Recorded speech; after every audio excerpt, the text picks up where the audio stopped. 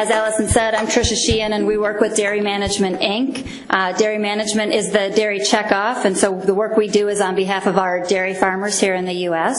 I'm excited to share a little bit about some of the work that we're doing in understanding consumers and gaining their confidence and trust in agriculture, and specifically some of the things that we're doing for dairy to advance that trust and confidence. With me, I've got two presenters. I've got Rex Martin and Scott Wallin, who are my colleagues at Dairy Management. Rex is our Owner Relations Manager, and Scott is our Director of Consumer Confidence. And I'm going to turn the floor over to the two of them and let them start off. And we're going to hopefully leave a little bit of time at the end for questions from you all. But if you've got questions during the middle, please raise your hand, get our attention, and we'd be happy to answer them. So, Rex? Thank you, Tricia, and good afternoon. Glad you're able to join us. We have had some outstanding speakers today, great panels, outstanding speakers, and I can assure you I'm not one of them, so bear with me today. So we're going to talk about consumer confidence in agriculture. We're going to talk about transparency. We're going to be talking about the truth. We're going to be talking about the consumer and how they think. What are their beliefs? And hopefully by looking at that, looking at the trends that the consumer is telling us, we can try to find out where we need to be headed. You always want to get ahead when you can, but sometimes, as you know, in agriculture, it feels like we're behind.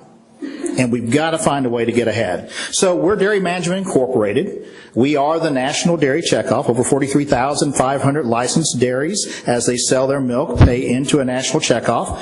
And we do our best to represent them to grow demand. It's important for us to keep abreast of consumer beliefs and attitudes, grow the demand, and we do that through testing consumer confidence, looking at transparency and trust, and what are those trends that are going on. We're going to see, okay, there we go. And what are the benefits of our products? You know, we have had, I love the panel discussion today when one of the people talked about how much they love cheese. They add extra cheese. I mean, that's a joy to my heart. I agree with that. But what drives that decision for that person? And we're going to talk about where that person maybe fits in the scale of those that have high trust in dairy. So, let's go to consumer trust. What we've been able to determine, and this goes back to a survey that we did, I believe it was June 2016, is there's kind of three categories when we look at consumers and dairy trust. We know as trust goes up, dairy demand increases. Trust goes down, dairy demand decreases. So there's roughly 30% of the consumers that we surveyed that have high dairy trust. And again, when you look at the panel today, you heard some of those folks. One person talked about how they love yogurt.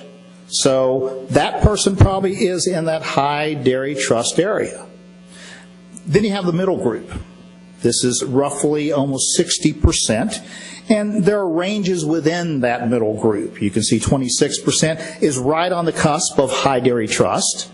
So what is the difference between being high trust versus in the middle? And then you've got a lower percentage of a little more than 9% that's closer to low dairy trust. What differentiates even that part of middle trust? And then as you can see, you have 9.7% that's low dairy trust.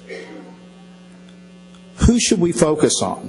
I think it was said today by several speakers that we're not going to convince everybody. So are we going to focus on every consumer? Well, we certainly have got to focus on some or we won't have a market. So what are we going to focus on, and why would we focus on them? What are their beliefs? So this is kind of a continuum. We talk about that high dairy trust. We talk about that middle layer. And what we really want to do is find that highest bar, that one to your left, excuse me, your right, that's next to high trust, and we want to move them into the high trust area. We know those are the ones that are really supportive of the dairy industry. And those that are on the lowest end of that middle trust area, we want to move them up the ladder just a little bit. We don't want them to fall down into the low trust area. So, I mean, that's really important.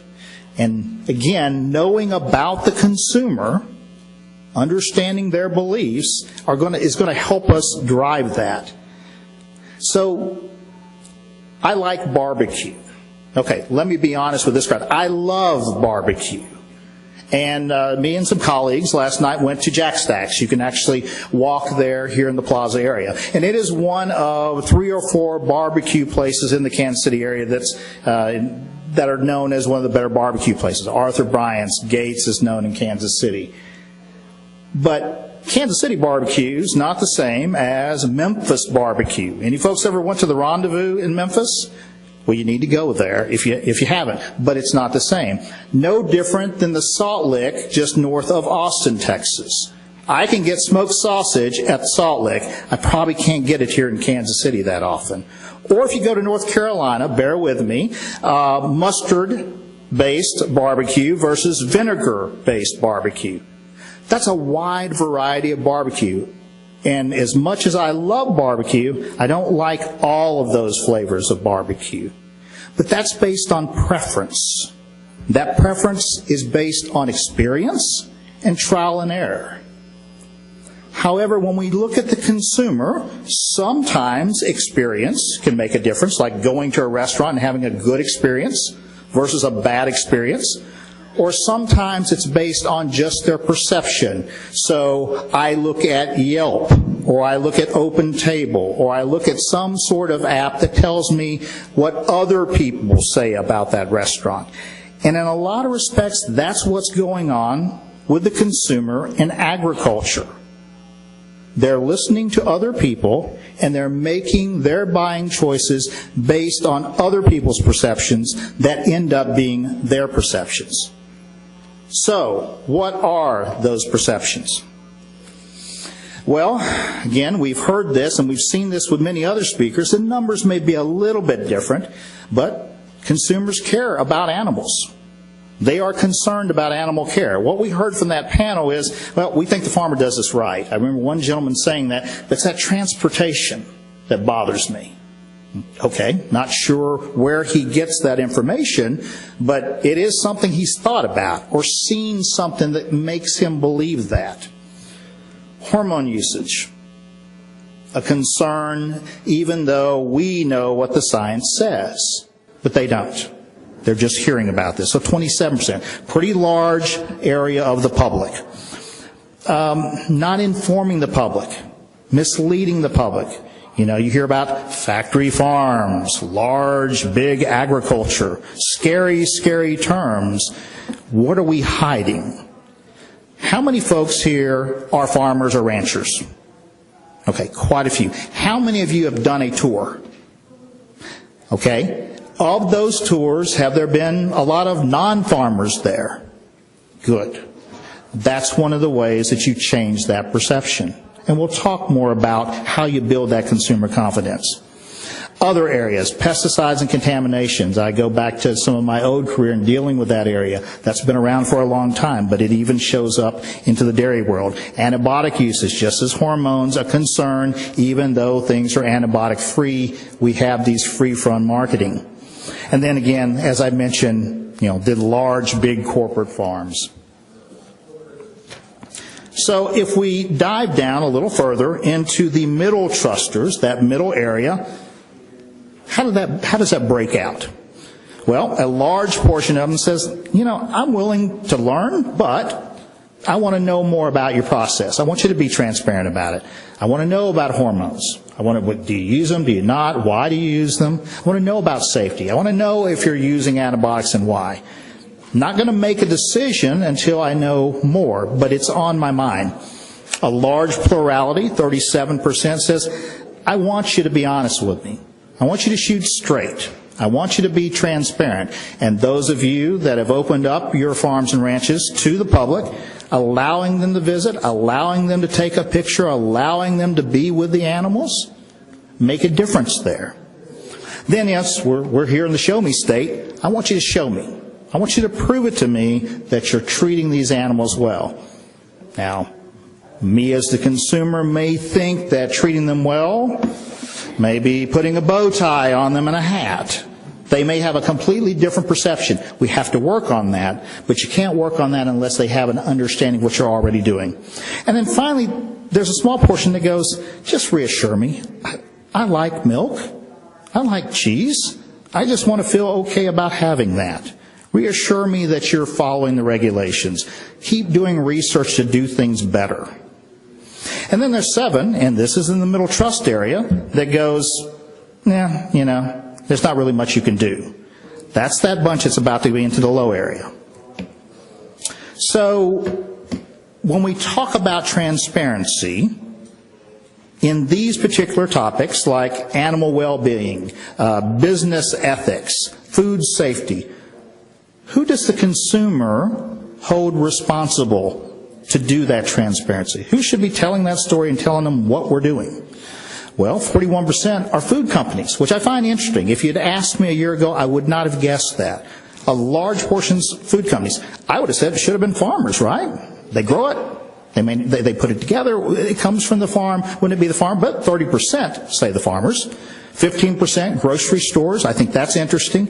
And only 14% are restaurants. So we all have a part of this transparency.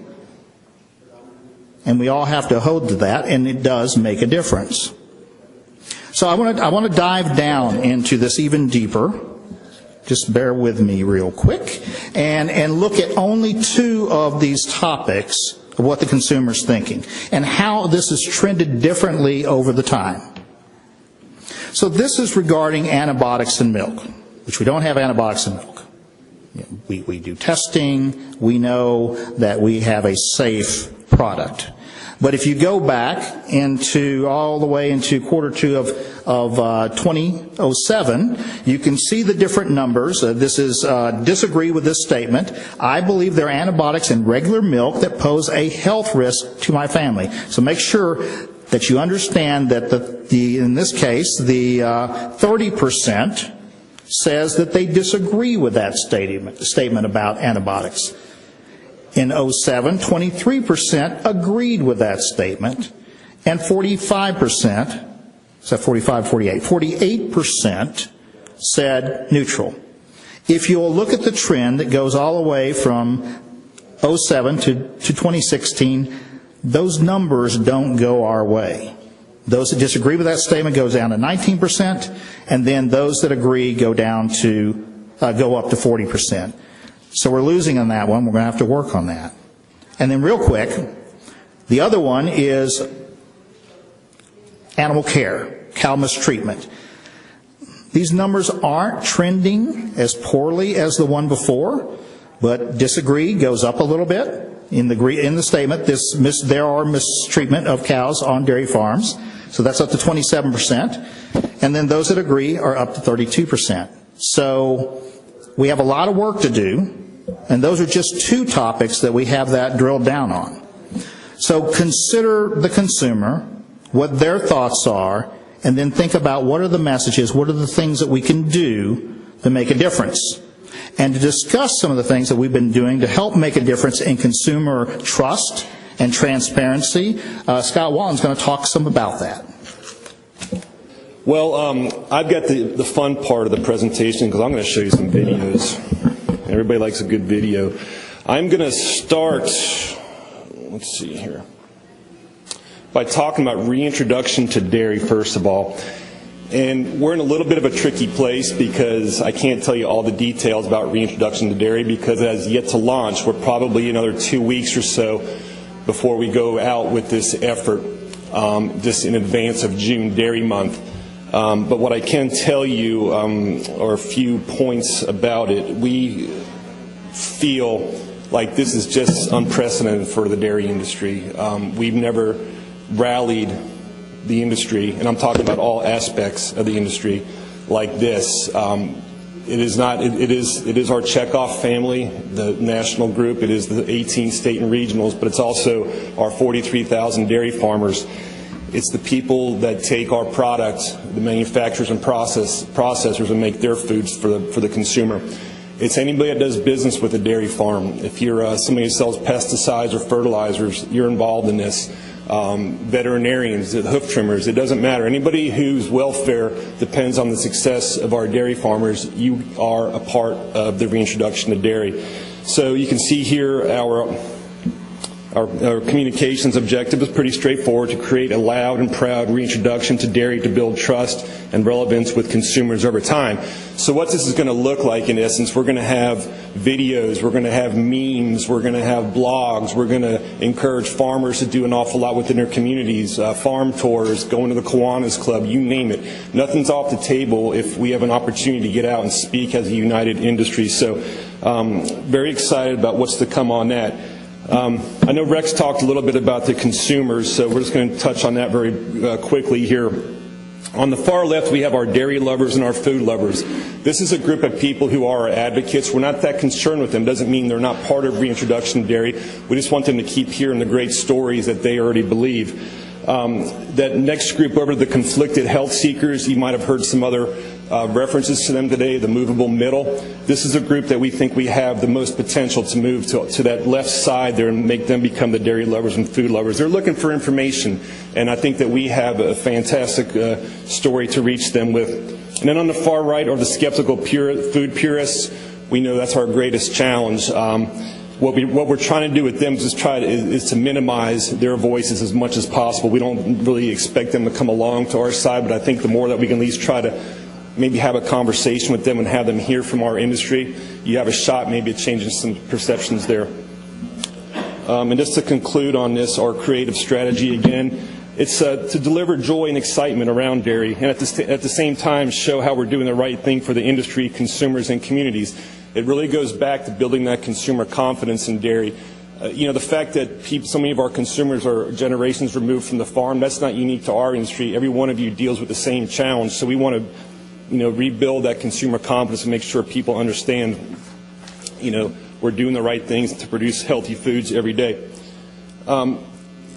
We like using the term showing up in unexpected places, and I'm going to illustrate that with an event called South by Southwest. Has everybody heard of South by Southwest? If you haven't, I tell you what, if you have not heard of this event, raise your hand. Okay. So 2 years ago, I didn't have a clue what South by Southwest was, and I heard we're going to show up at South by Southwest. It's largely known as a film and music festival. It's been around for a lot of years. I just wasn't aware of it. My head's been in ag for the last 15 years. Why would I know about South by Southwest? And I really thought, geez, is this the right fit for us? But the more I learned about it, it's also a breeding ground for technologies. And there are people that not only come from around the United States, but they come from around the world to spend a week in Austin, Texas, to learn what's next in technology. These are information seekers. So the more I thought about it, it's like, what, we do belong out there. It's an unexpected place for us. So last year we sent out a couple farmers with some staff members to kind of test the waters and see if our hunch was right, that this was the right fit for us. And what was really neat is talking to the farmers after the event who said, you know what, we talked to a lot of people we wouldn't have encountered otherwise, and typically the conversation started this way: you're a dairy farmer, why are you here? And what that did, it opened up the door for our farmers to talk to people and say, you know what, technology plays a big part in my farm every day, here's how. And we need technology if we're going to continue to feed a growing population, not just in the U.S., but around the world.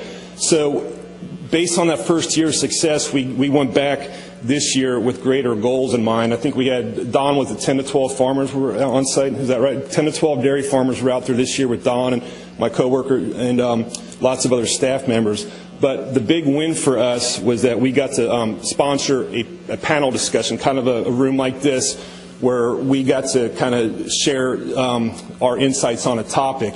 There were over 4,500 submissions, by the way, proposals. It's not easy to get on there. You just don't raise your hand and say, hey, we want to speak at South by Southwest. You have to go through a very extensive process to get approved, to have your panel approved. So we got approved, over 4,500 selections, and our subject was people embrace technology in their lives. Why not so in food production? And what was really neat is we had one of our dairy farmers, Sue McCluskey from Indiana. I don't know if anybody knows Sue, but she's as good as they get when it comes to telling that story of running a dairy farm and the need to have technology. So the photo you see on the far right is just a glimpse of the room. I know the room was much bigger and much more filled than that. But I had a chance to speak with Sue. I was not at South by Southwest, but I talked to her after the fact. And her feedback was absolutely positive that people were really listening to her. People for the first time are meeting a dairy farmer and having a chance to hear from her about the important role technology plays. And she said there was a lot of heads bobbing up and down in the audience as she spoke. So it just really reaffirmed us that we were in the right place, an unexpected place once again. The lady in the middle, that's Minnesota dairy farmer Sadie Freericks. As a dairy industry, we can't go anywhere and not share treats. That's a milkshake with a donut on the top. Yes, you heard that correctly, but we did share some treats when we were out there. Everything in moderation. And then on the left, this was kind of a unique opportunity for us. It wasn't something we planned on necessarily encountering, but the animal rights group, Direct Action Everywhere, had a booth out there. And what you see there, they had some virtual reality goggles to kind of advance their agenda against animal ag. And those are two of our dairy farmers who approached the booth. They didn't go in, with anger. They didn't say, "We're dairy farmers, we oppose you." They went in, put on the goggles, saw what they were all about, and then had a conversation with them. And I think the activists were taken aback. They were probably speaking to a farmer for the first time, because as we all know, many of the activists don't bother to have a conversation with farmers. Now, did we change their minds? I kind of doubt it. We all know activists are so far extreme, it's not possible or likely you're going to change some views. But it at least let them see a dairy farmer, at least allowed them to have a conversation. And I think it also allows us to just understand some of the strategies that activists use. I mean, they are using some pretty cutting-edge technology. Maybe we need to look into that and use some of this virtual reality technology to do farm tours and such for people who can't get to farms. So I'm going to show you a video here, the first of three. And this is more of what I would say is a very straightforward type of video effort. This is a three-part series that we did called The Utter Truth about 2 years ago. Going back to the data that Rex presented, we know consumers have a lot of concern about a lot of issues. The three that bubbled to the top for us were farm size. Our dairies is too big. Are they factory farms? Antibiotics use in milk, and then animal care. So what we did is we identified some of our stronger farmer spokespersons. We went on the farm. We did not script them. We did not say, here's a stack of key messages you need to say. We had them speak from the heart and from their experiences. And I'm just going to show you, again, this is one of the videos. This is Joe Kelsey, Indiana dairy farmer, and he's going to talk about animal care.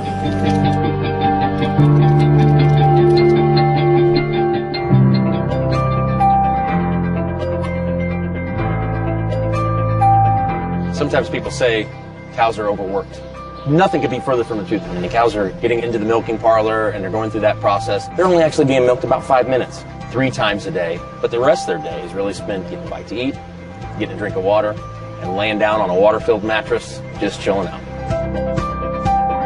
Well, I can really understand why people at their first experience with a milking machine might be like, oh my goodness, that looks like a machine, and it might be quite painful because of the stainless steel outer shell. On the inside, it's really a rubber inflation, and all it's doing is gently squeezing that cow's udder and milking the cow out. Milking a cow out by hand can be a very different experience depending on who's doing that job. So some folks might be a bit more aggressive, and others might be a little more timid. So the machine helps us to get to a point where every time that cow's milked exactly the same way. But it also helps her feel much more comfortable with knowing exactly what that experience is going to be like each and every time she comes through the parlor. You know, sometimes you'll hear on the internet or in other forums that it can be cruel to separate calves from their mothers. If we left the cows with the calves as they're born, there's a few risks that you would take. In some cases, we might find that the calf doesn't nurse soon enough, and therefore those passive antibodies that help really get that calf off to the best start possible wouldn't happen in a timely manner. Sometimes it's benevolent neglect, and they'll have the calf and they'll allow it to nurse, or maybe they'll walk over and get a bite of feed, or they'll kick around a little bit. A calf weighs about 80 to 100 pounds when they're born. but their mother weighs maybe 1,500 pounds. And with those kinds of animals in the same kinds of space, you can imagine there might be some dangers of collisions, unintended. The area that we put the calves in when they're born is a space that's well bedded, well ventilated, and monitored very consistently. So the life of those calves and the lives of those cows are first and foremost. You know, if you look really hard, I'm sure that there is one person that is making some bad decisions. When those one-off instances are made out to be industry standards, it's really frustrating, and it really ticks us off, to be honest. What I hope people take away is that we care about our cows and our animals as much today as we ever have, because I think we understand the cow better, and I think those are the kinds of things we really hope to drive home when people come to visit us. So I absolutely love that video. I like how he's just so genuine. I like how he hits it head on and addresses the bad actor. These are things that we shouldn't, run from. This is a reality. Every industry has a bad actor, and I absolutely love how he addressed it. So again, those videos, the Utter Truth videos, the three-part series continue to be used. We see them from time to time. They're on our properties. And, we hope that they continue to have a long life on the internet. So that's really a more traditional farm video. So what we did next was called Acres and Avenues. And this was certainly a non-traditional effort by us. It was kind of stretching our boundaries a little bit. And the premise of Acres and Avenues was to bring in an urban millennial who knew nothing about the dairy industry and put them on a dairy farm. And it was kind of a walk a mile in my shoes experience, where they each got to have a sense of each other's life. And this was a lot of fun, like I said. And, it was the characters that made it. So that gentleman in the second photo, that's Flula. Now, Flula is a German comedian. He's been in a couple movies. He's been on Conan O'Brien. He has a very strong social media following on Twitter and Facebook. So he was kind of a natural for us to team up with, because we wanted someone that's going to be able to share that message through social. So Flula went down to Florida and met that young lady on the left. It's Lindsay Rux. And again, unscripted, just natural. Let's tell a great story.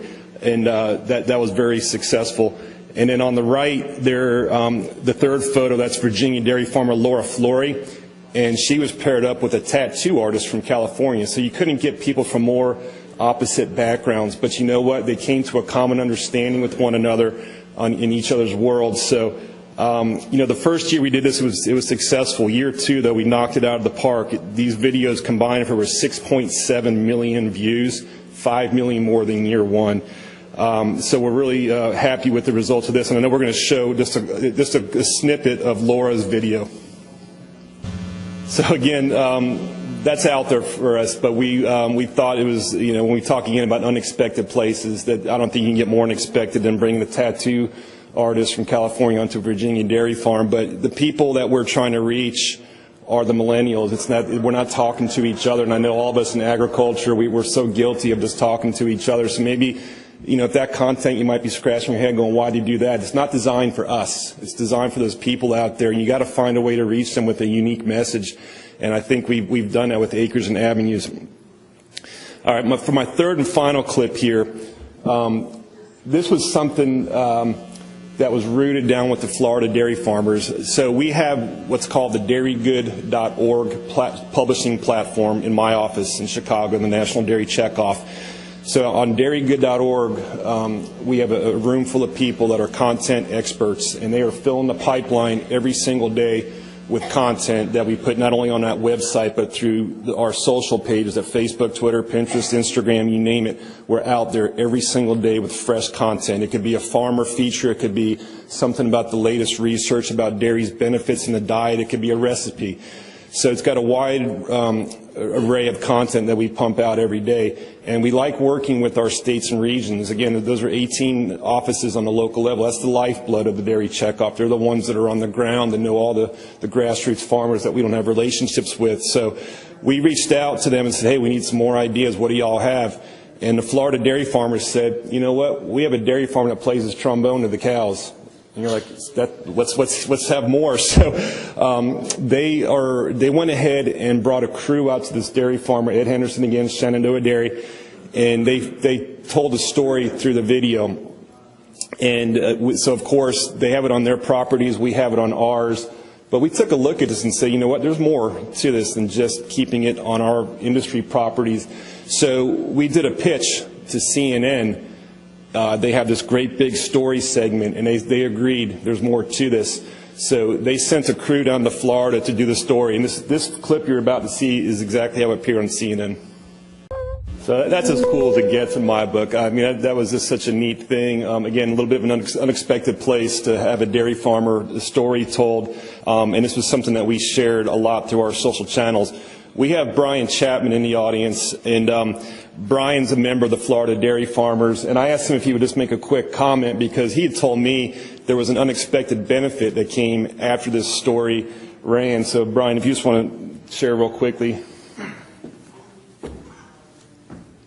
Okay, so what you see is what you get with Ed. He's just a genuine guy and a very humble guy. So he was initially skeptical, I think, about doing this, mainly because it's a large family farm, but also because he was a little worried about putting a face out there, putting his farm out there nationally. So after a little convincing, he decided that it was worth the risk. And what I want to get across to you guys is that it was really worth the risk. They got interaction out of that it's kind of hard to quantify.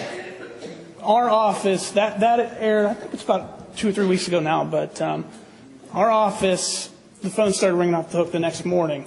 I think it's between our shares and the Great Big Story site, it's probably around 1 million views now. And people just genuinely connected with that. We got a lot of calls saying, I don't know who this gentleman is, but I really want to meet him. Is there any way we can come to his farm? They were on the progressive end, I would say. They had a website, and they have their contact information for tours there. And I don't know if they're thinking about changing that, but I know it's gotten blown up in a positive way. I think he was worried about the activist voices coming out, and all I can tell you is the thousands of comments on those videos through our site, through their site, through CNN. You know, there's a handful of negative comments, but the coolest thing and the part that he appreciated the most was when you look at those comments and you see a negative comment in that long list, other consumers came to his defense. You know, the comments that followed those, or the people would reply to those comments, would fight back on his behalf. You know, they don't know Ed, and they've never heard of his farm before, but just from that little snippet of his personality, they feel like, hey, and some of the comments were literally, wow, this guy, I really trust this guy. He seems, you know, he gets the gold medal for animal care. I want to buy his milk. It was amazing. So they're very much, he's a little bit just kind of blown away by it, and we kind of are too. But the main point is that he took a chance and put himself out there, but 99% of it has been positive, and they're just, he's going to have to start playing the trombone on all his tours now, unfortunately. Thank you so much, Brian. Appreciate those insights. That's great stuff. And again, congratulations on all that. All right, so I'm going to finish up here on how to get involved. So I mentioned dairygood.org earlier and all the content that we put out every day. With that, we created what's called an amplification center. And through the amplification center, anybody who has a stake in the success of our industry and wants to help tell a story, you can sign up to be a part of the AMP Center. And it could not be any easier to go in there and click and download any of that content to your social feeds. So if you want to post something on your Facebook, you like a certain story, you want to include Ed, you know, you have the opportunity to click on that story and download it just like that. And on my next slide, I'm going to show you how you can do that right now. So we also look at things that we don't create. This story here underneath on the left, Time Magazine did a great piece on Taco Bell and how they are offering these 5-course dinner options. Now, Taco Bell is a partner of the Dairy Checkoff. We love Taco Bell because they move a lot of cheese and sour cream, and they help tell the farmer's story. They've been fantastic. So if it's good for Taco Bell, it's good for dairy, so we want to kind of share that. So that was a story that we put out through the AMP Center. And then on the right, I think everybody has heard about the latest craze where you can spend $425 for mud-splattered jeans. Well, one of our dairy farmers, Karen Boner from Illinois, she responded in the comments section. This story ran on the Today Show, and you can see the comment up there on the top right. I mean, she just really nailed it, talking about you can come to my farm and get your jeans dirty and learn what hard work is all about, and and how we make food. So we at Dairy Good, we commented on that and put that through our social feed. So we're so proud of the farmers that are out there on social. We have such a great network of farmers that are out there every day telling their stories. So anytime we have a chance to support what they're doing, we're going to do it. So just to conclude here, again, some of this goes back to the reintroduction to dairy, how we share our stories. And again, this isn't just dairy, it's anybody in agriculture. We're talking about doing more on the farm events, tours, with schools, community, various influencers. Let them come out. I've yet to hear a farmer tell me a farm tour was not worth their while, where they didn't help change someone's impressions. Part of our reintroduction to dairy, again, is going to be these on-farm breakfast events with the communities. And then engage employees, I think, is an important point to make. If you're a farm owner, it's not just up to you. The people that work for you as well have an opportunity to share your story. And then on the right column, the online opportunities, amplify, amplify, amplify. We make it so easy for you to share the infographics, videos, and memes that will be done through reintroduction to dairy, as well as every day through the AMP Center. So I'll leave you with that. And on the final page, if you like, there's our contact information in that bit.ly at the top. You can go to that right now and sign up for the AMP Center. And I promise you it won't take you more than 30 seconds. And you will not get overwhelmed with so much information that you're going to say, oh my gosh, it's another email from DMI. That's not how it works. We have 5 minutes left. So at this point, we would love to welcome any questions anybody has for Rex, or myself, or Brian, or anybody else.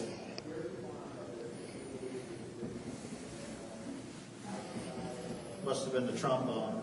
Trombone. There's a mic coming, so. One of those initials.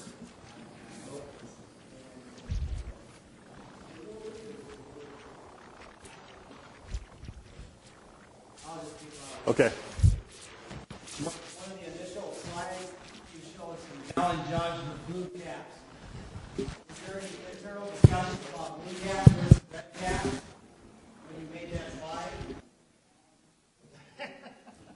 We're going to talk to the engineer of the slides. Yeah. That was actually a question that we did bring up, and we wondered if people would comment on that, because traditionally the red cap is whole milk versus the blue cap is 2%, I think, is the dark blue. No, I mean, we're using that one, but we do a lot of promotion of the red cap milk, the whole milk, because we do know that there's the science that's coming out and backing the benefits of whole milk. I think it was a color choice for that picture. It probably will change in the future, would be my guess. Good catch, though. Anybody else? Yes. When we talked about trying to be transparent and allowing visits, I think that's a great thing for industry. But you also talk about videos. What is it you think your consumers actually want to see on a video to help build that trust? I think some of it is what we've done through Utter Truth, is being genuine, raw, and telling the story. Don't try to hide. Don't try to overwhelm them with a key message, but just tell that authentic story and put a face behind the industry, because we all know the people that we encounter don't know farmers, and I think the more that we can put our farmers out there just to make them human and relatable. We talk to our farmers a lot about, you're a farmer, but you're also much more than that. You're a parent. You're a member of your church, you're a Little League coach. You have so much more to offer to show that you can relate to people than just getting up every day and farming. And so sometimes you have to encourage the farmers to take a step back and tell them you've got much more to show and to share. So I think it's kind of making these farmers relatable to consumers. So you're not looking at live feeding in a dairy operation. I mean, that's what other facets of the industry are looking at. That somebody wants to see that animal from literally male grown up until it leaves the barn. Is that you're not? We are getting a little bit of that, I would say. The other to kind of build on what Scott was saying first, was we're looking for trying to answer some of those tough questions, and that's what, the utter truth is about. I think in the past we would tend to shy away from that information. We don't want to go down that path, so we don't engage in that discussion, and we found out, through the research that we need to be showing that, we need to be answering that question. So we're trying to do more of that with that kind of real look and real feel. We are talking more to our farmers about doing more of the, tours, obviously we're trying to do, but how can we reach more people than just what one farmer is able to do with bringing people out to the farm? Is there a way that we can use video, 360 videos, or more virtual reality, that we could potentially show more of that, from the beginning, all the way to when they're in the milking barn? We do have some farmers that have worked with classrooms, and that's how they've identified with the classroom. Is like, this calf was born today, and they talk to the classroom about it. They may Skype in with them another month or two later and say, okay, look what this calf is doing here. I know you saw him 2 months ago. So they're trying to use a little bit more of that to show them how, the life cycle or the life of the animals are on the farm. But it is a challenge that we're trying to think about different ways and unique ways that we can reach with that. Okay, sounds good. Joe Kelsey on Other Truths. I was at his farm about a year ago. He is just south of the Loop in Indianapolis and right off the interstate. He's the only dairy farm in that area. It's crucial for him to have a good relationship with the community. And that's one of the reasons they do tours. They don't shy away from it. And it's worked well. I mean, his whole family, his wife kind of handles the tours. The whole family's involved, and they do such a great job because he is very articulate, and he does come over very genuine about caring for those cows. And I don't think I mentioned, but he's the dairy farmer that's going to present the milk at this year's Indy 500 to the winner. You got 3 seconds. All right, thank you so much, everybody.